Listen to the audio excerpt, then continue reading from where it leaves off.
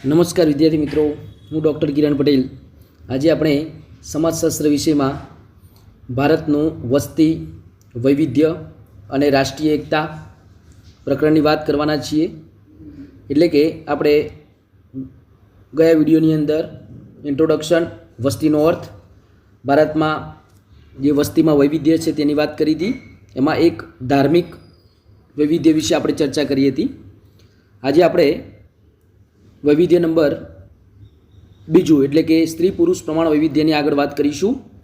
એ પહેલાં મિત્રો, જો આપને મારી યુટ્યુબ ચેનલ ડૉક્ટર કિરણ પટેલને જો સબસ્ક્રાઈબ ના કરી હોય તો સબસ્ક્રાઈબ કરજો, જેથી આવા વિડીયો સૌપ્રથમ આપને પહેલાં મળી જાય. તો હવે આપણે શરૂ કરીએ છીએ. ભારતની અંદર વસ્તીમાં વૈવિધ્ય, એમાં વૈવિધ્ય નંબર 2 એટલે કે સ્ત્રી પુરુષ પ્રમાણનું વૈવિધ્ય. આપણે અહીં વસ્તીના જે વૈવિધ્યને સમજવા માટે સ્ત્રી પુરુષના પ્રમાણ અંગે ચર્ચા કરીએ તો કોઈપણ સમાજના કદને સમજવા માટે સ્ત્રી પુરુષ પ્રમાણની સમજ મેળવી આવશ્યક છે. સમાજના અભિન્ન અંગ સમાન સ્ત્રી પુરુષની વસ્તી વિષયક માહિતી જે તે સમાજની સંતુલિત વસ્તીનો નિર્દેશ કરે છે. અર્થાત કોઈપણ દેશમાં સ્ત્રી પુરુષનું પ્રમાણ સપ્રમાણ હોવું જરૂરી છે. આ પ્રમાણમાં જો અસમતુલા ઊભી થાય તો તેનાથી વસ્તીને લગતા ઘણા પ્રશ્નો સર્જાઈ શકે છે. તો અહીં આપણે ભારત જેવા વિકાસશીલ દેશ તેમજ ગુજરાત જેવા જે ગતિશીલ રાજ્યમાં સ્ત્રી પુરુષનું પ્રમાણ જોવું હોય તો નીચે કોષ્ટક આપ્યું છે મિત્રો, કે ભારત અને ગુજરાતની વસ્તીમાં સ્ત્રી પુરુષ પ્રમાણ જે 2011ની સ્થિતિએ છે. મિત્રો, આંકડા જોઈને આપણને નવાઈ લાગશે કે ભારત રાજ્યની અંદર જે તમે જોઈ શકો છો કે કુલ વસ્તી જે ટકાવારીમાં પણ આપી છે અને આંકડામાં પણ આપી છે, એમાં 121,08,54,977 જે આપણી કુલ વસ્તી હતી 2011ની અંદર, એટલે કે 100% વસ્તીમાં પુરુષ આંકડાનો જો જોઈએ આપણે તો 62,37,24,248 એટલે કે 51.51%. 100% વસ્તીમાંથી 51.51% પુરુષ છે, જ્યારે સ્ત્રીઓની અંદર તમે જોઈ શકો છો 58,64,69,174 એટલે કે 48.49%. મિત્રો, આમ તમે જોશો તો બંનેના જે ટકાવારીનું પ્રમાણ છે તમે જોઈ શકો છો કે 48.49% અને 51.51%. એનો અર્થ એવો કે ભારત દેશની અંદર સ્ત્રીઓ કરતાં પુરુષોનું પ્રમાણ વધારે છે, જે ઇનબેલેન્સ છે. ટકાવારીની દ્રષ્ટિએ તમે જોઈ શકો તો 3.5% છે, અને જ્યારે આંકડાની દ્રષ્ટિએ તમે જુઓ તો તે ગેપ 4 કરોડની આજુબાજુમાં છે, જે મિત્રો આપણા માટે એક મોટી સમસ્યા કહી શકાય. એ જ પ્રમાણે તમે ગુજરાતનો આંકડો જુઓ, 6,04,39,692 જે આપણી વસ્તી 2011ની અંદર હતી, જે 100%ના સંદર્ભમાં આપણને આપી છે. તો એની અંદર પુરુષની અંદર જોઈએ તો 3,14,91,260 એટલે કે 52.10% પુરુષની વસ્તી છે, જ્યારે સ્ત્રીઓમાં તમે જોઈ શકો છો કે 2,89,48,432 એટલે કે 47.90% વસ્તી છે એ સ્ત્રીઓની છે.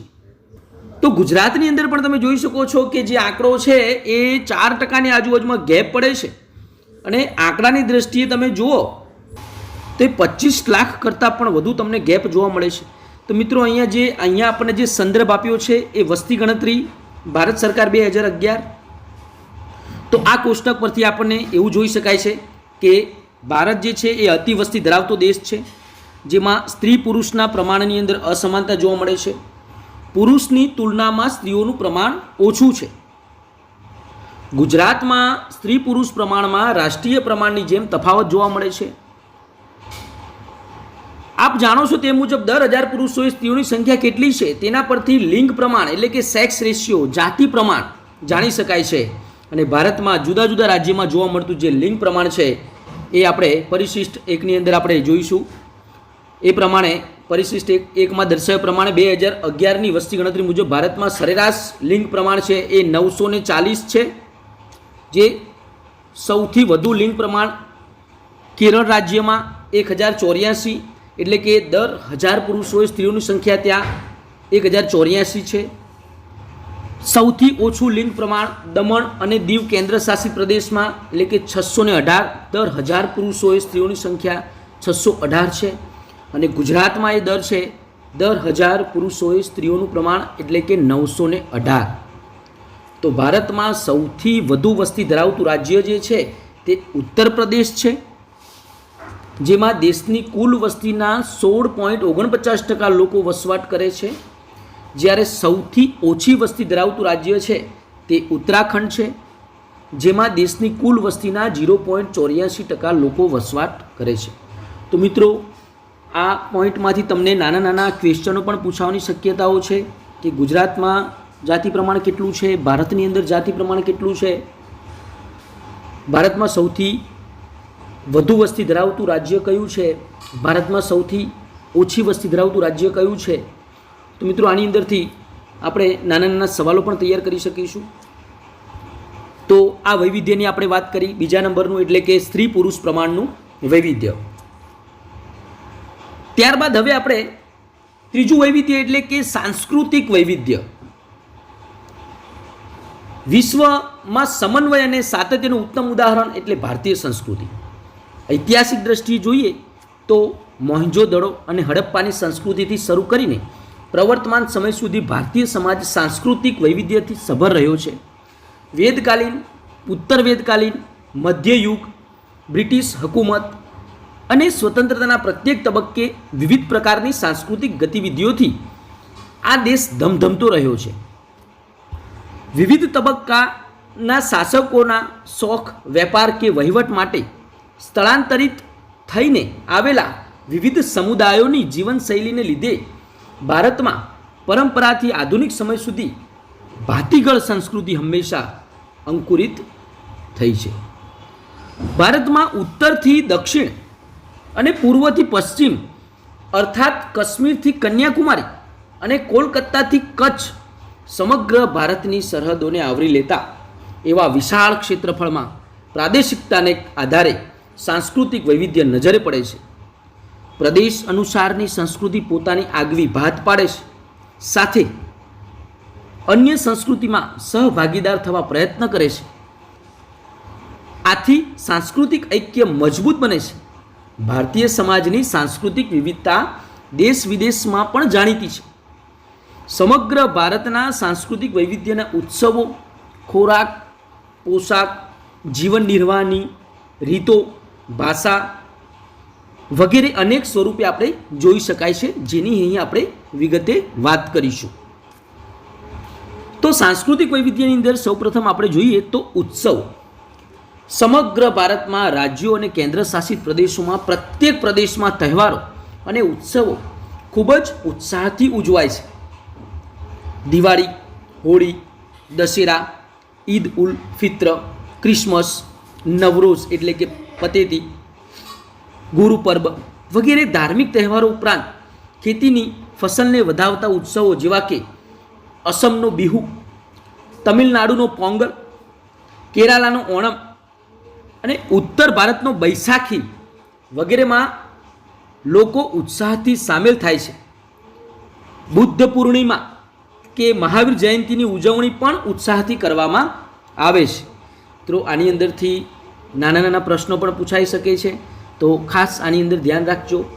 તો આ આપણે વાત કરી સાંસ્કૃતિક વૈવિધ્યની અંદર ઉત્સવો, જે આપણા દેશની અંદર ખરેખર જે આનંદનો માહોલ આપણને કરી આપે છે તે છે ઉત્સવો. બીજી વાત કરીએ તો ભાષા. મિત્રો, ભારતમાં ભાષા તેમજ બોલીઓ તો વૈવિધ્ય છે જ, એ તો આપણે જાણીએ છીએ. પણ આપણે સૌ જાણીએ છીએ કે ભારતમાં 22 ભાષાઓ બંધારણીય દરજ્જો ધરાવે છે. પરીક્ષામાં પૂછાય કે ભારતની અંદર બંધારણીય દરજ્જો ધરાવતી કેટલી ભાષાઓ છે, તો ભારતની અંદર 22 ભાષાઓ બંધારણીય દરજ્જો ધરાવે છે, જેમાં અસમી, બંગાળી, બોડો, ડોગરી, ગુજરાતી, હિન્દી, કન્નડ, કાશ્મીરી, કોંકણી, મૈથિલી, મલયાલમ, મણિપુરી, મરાઠી, નેપાળી, ઉડિયા, પંજાબી, સંસ્કૃત, સંથાલી, સિંધી, તમિલ, તેલુગુ, ઉર્દૂ વગેરે ભાષાનો સમાવેશ થાય છે. ભાષા સંસ્કૃતિને ટકાવે છે. સાથે ભાષાકીય વૈવિધ્ય એ ભારતની આગવી ઓળખ છે. મિત્રો, આપણે જાણીએ છીએ કે જુદી જુદી ભાષાઓ સાથે બોલીઓ પણ છે અને કહેવાય છે કે 12 ગાઉએ બોલી બદલાય. મીન્સ કે થોડા થોડા અંતરે તમે દૂર જાઓ તો તમને બોલીમાં અંતર જોવા મળે. એટલે આપણી કહેવત છે કે 12 ગાઉએ બોલી બદલાય. તો આપણી આ ભાષા છે એ આપણા ભારતીયોની એક વિશેષતા કહી શકાય. હવે આપણે વાત કરીશું પોશાક, કે ભારતીય પોશાકમાં વિવિધતા જોવા મળે છે. પોશાકથી પ્રાદેશિક ઓળખ ઊભી થાય છે. દાખલા તરીકે પંજાબનું પંજાબી કે ગુજરાતી સાડીની ઢબ પ્રદેશનો પરિચય આપે છે. એ જ રીતે ધર્મ આધારિત પોશાક પણ સાંસ્કૃતિક વૈવિધ્યમાં વધારો કરે છે. દાખલા તરીકે બુરખા, રીદા, પાઘડી વગેરે. તો આ જ પ્રમાણે સાંસ્કૃતિક વૈવિધ્યની અંદર પોશાક પણ એક આગવી ઓળખ છે. હવે આપણે વાત કરીએ છીએ સાંસ્કૃતિક વૈવિધ્યમાં ખોરાક. પ્રદેશ અનુસારના અનાજના ઉત્પાદનની અસર ખોરાક પર પડે તે સ્વાભાવિક છે. દરિયાઈ પટ્ટી પર ચોખા અને માછલી સરળતાથી પ્રાપ્ત થાય માટે સમુદ્ર કાંઠાના વિસ્તારમાં ભાત અને માછલી મુખ્ય ખોરાક બને. વળી પ્રાદેશિક ખોરાક વૈવિધ્ય સર્જે છે. દાખલા તરીકે Punjabi, Gujarati, south Indian food વગેરે. ધાર્મિક વિચારધારા પણ ખોરાકમાં વૈવિધ્ય લાવે છે. જેમ કે જૈન પાઉંભાજી, સ્વામિનારાયણ થાળી. હવે તો પ્રાદેશિક ખોરાકે વૈશ્વિક ઓળખ ઊભી કરી છે તેમ કહી શકાય. તો મિત્રો, આ જે ખોરાક જે છે એ ખોરાક પણ આપણી આગવી વિશિષ્ટતા ઊભી કરે છે. કારણ કે દરેક વિસ્તારમાં તમે જાઓ છો તો દરેક વિસ્તારનો ખોરાક એક આગવી ઓળખ છે. હવે આપણે સાંસ્કૃતિક વૈવિધ્યની અંદર વાત કરીએ તો જીવન નિર્વાહની રીતો, એટલે કે અર્થોપાર્જન દ્વારા માનવી પોતાની તેમજ કૌટુંબિક જરૂરિયાતોને પરિપૂર્ણ કરે છે. જીવન નિર્વાહની અનેક રીતો છે. વ્યક્તિ પોતાના કૌશલ્ય અનુસાર રોજીરોટી રળવા પ્રયત્નશીલ રહે છે. રોજગારલક્ષી કૌશલ્યને લીધે માનવી એક સ્થળેથી બીજે સ્થળે સ્થળાંતરિત થાય છે.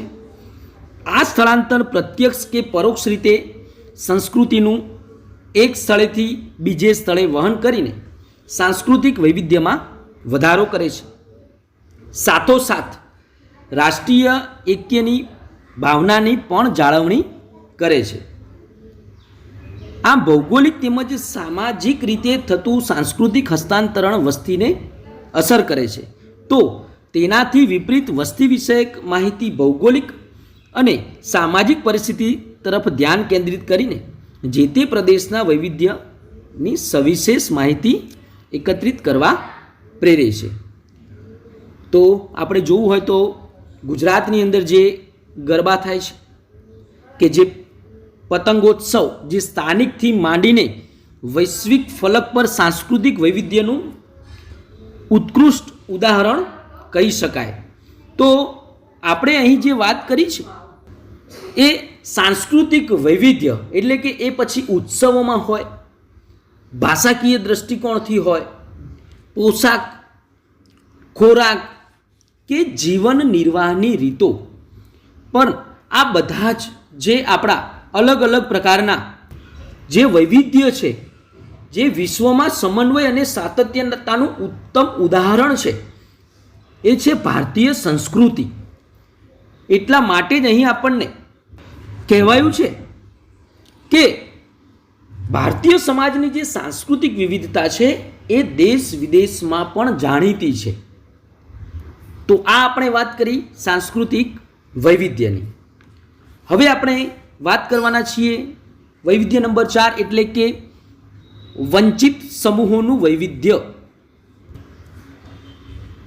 સ્વતંત્રતા, સમાનતા, બંધુતા, બિનસાંપ્રદાયિકતાના મૂલ્યોથી પ્રેરિત બંધારણે સમાજના પ્રત્યેક નાગરિકને મૂળભૂત અધિકારો આપ્યા છે. સાથોસાથ સમાજના વંચિત સમૂહ માટે વિશેષ જોગવાઈ કરીને તેમના ઉત્કર્ષ માટે પ્રયત્નો પણ કર્યા છે. તો આ વંચિત સમૂહની અંદર મુખ્યત્વે 3 કેટેગરીમાં સમાવેશ કર્યો છે. મિત્રો ખાસ આ પરીક્ષાની અંદર પણ ફૂલ ફોર્મ, નામ તો એ આપણે ધ્યાન રાખીશું. સૌથી પહેલું છે અનુસૂચિત જાતિ એટલે કે શિડ્યુલ કાસ્ટ SC. બીજું છે અનુસૂચિત જનજાતિ એટલે કે ST શિડ્યુલ ટ્રાઇબ્સ. અને ત્રીજું છે અન્ય પછાત વર્ગો એટલે કે OBC અધર બેકવર્ડ ક્લાસીસ. તો આ વંચિત સમૂહના મુખ્ય 3 કેટેગરીમાં સમાવેશ કરેલો છે. તો મિત્રો જો અહીંયા આપણને વંચિત સમૂહના જે 3 કેટેગરી આપી છે કે અનુસૂચિત જાતિ, અનુસૂચિત જનજાતિ અને અન્ય પછાત વર્ગો, જેની આપણે વિગતે હવે પછીના ચેપ્ટરની અંદર આપણે કરીશું. ખાસ કરીને જે આદિવાસીઓને અનેકવિધ નામથી ઓળખવામાં આવે છે, પણ તેમનો બંધારણ રીતે અનુસૂચિત જનજાતિ તરીકે ઉલ્લેખ કરવામાં આવે છે. એકમ 2 અને એકમ 3માં આપણે આદિવાસીઓ વિશે વિગતે માહિતી મેળવીશું. અહીં આપણે તેમની વસ્તી વિષયક માહિતી મેળવીએ છીએ. ભારતમાં આદિવાસી વસ્તીનું પ્રમાણ જે છે એ ભારતની અંદર 1951 અને 2011 આદિવાસીનું પ્રમાણ અહીં આપણને કોષ્ટક પ્રમાણે આપણને નોંધાયું છે કે ભારતમાં આદિવાસી વસ્તીનું પ્રમાણ.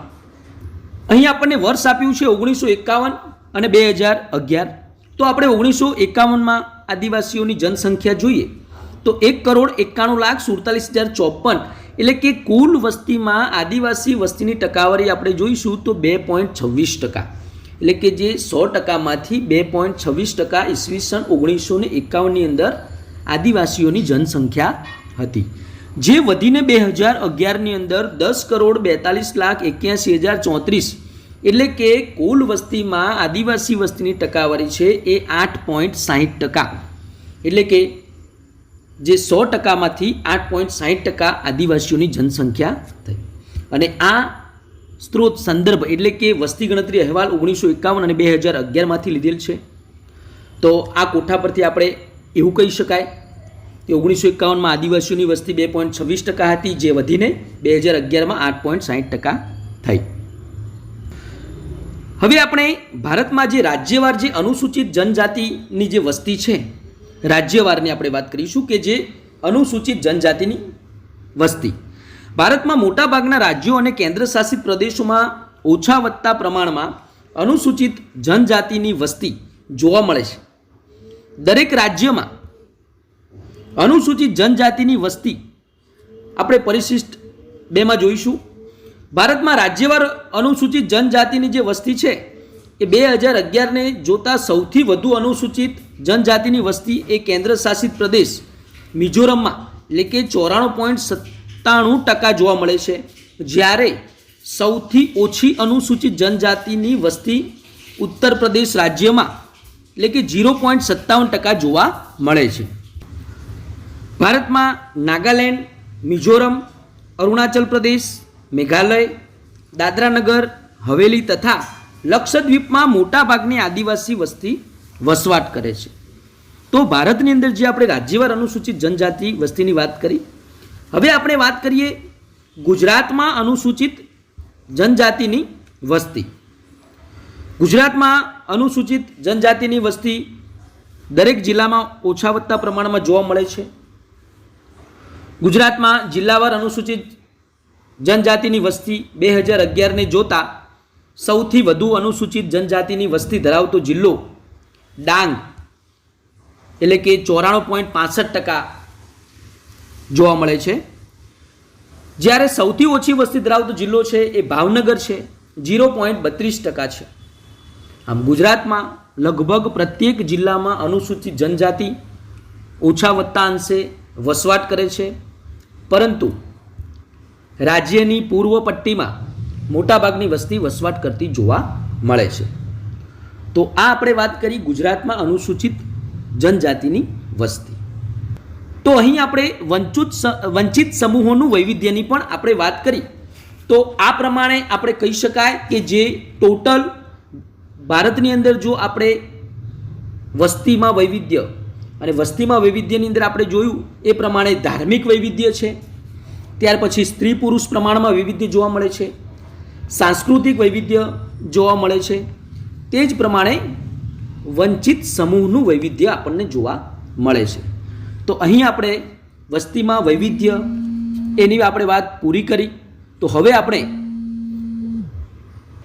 તો આ વિવિધ જે વૈવિધ્યની આપણે વાતો કરી, તો મિત્રો હવે ત્યાર પછીના વિડીયોમાં આપણે આગળ વાત કરીશું. તો કેવો લાગ્યો વિડીયો ચોક્કસ તમે કોમેન્ટ કરીને જણાવજો, અને ત્યાર પછીના વિડીયો આમ આવતા જ રહેશે. અને તમારી કોઈ પણ સજેશન હોય તો ચોક્કસ કોમેન્ટમાં આપજો, જેથી હું એ કોમેન્ટને હું આવકારીશ. તો ફરીથી આપણે નવા વિડીયોથી એક નવા ટૉપિકથી મળીશું. Thank you.